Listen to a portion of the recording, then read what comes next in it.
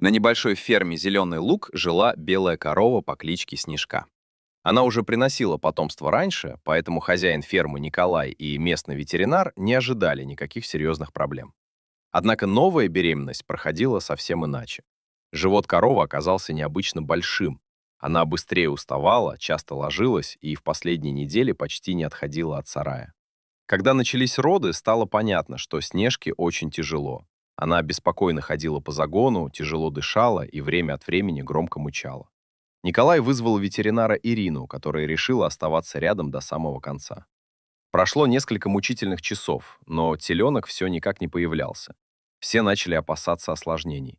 Наконец Снежка легла на свежую солому, и вскоре рядом с ней оказался маленький белый теленок.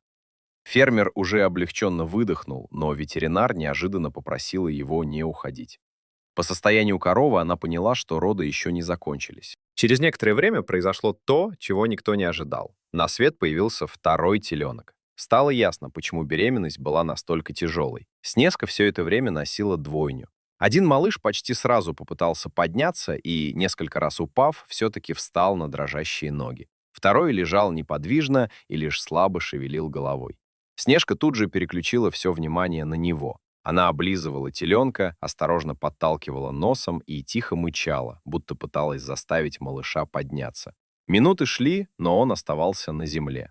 Ветеринар внимательно наблюдала и, наконец, решила вмешаться. Осмотр показал, что теленок сильно ослаб после тяжелых родов, однако серьезных врожденных проблем у него не было. Его согрели, дали необходимую поддержку и помогли впервые получить молозиво матери.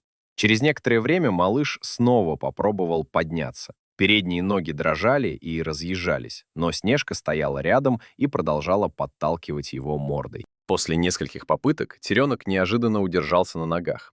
Сначала всего несколько секунд. Затем сделал первый неуверенный шаг к матери. На следующий день оба малыша уже находились рядом со Снежкой и самостоятельно кормились. Но сотрудников фермы ждало еще одно беспокойство. Более слабый теленок развивался заметно медленнее своего брата, поэтому ветеринар ежедневно приезжала проверять его состояние. Постепенно он начал набирать вес и становился все активнее. Спустя несколько недель два белых теленка уже носились по загону, словно тяжелого начала их жизни никогда не было. Для Николая это рождение стало настоящим событием. Он ожидал увидеть одного обычного теленка, а получил сразу двух малышей, один из которых едва не потерял свой шанс на жизнь. И каждый раз, наблюдая за ними рядом с матерью, фермер вспоминал те тревожные часы, когда никто еще не знал, чем закончатся самые необычные роды на его ферме.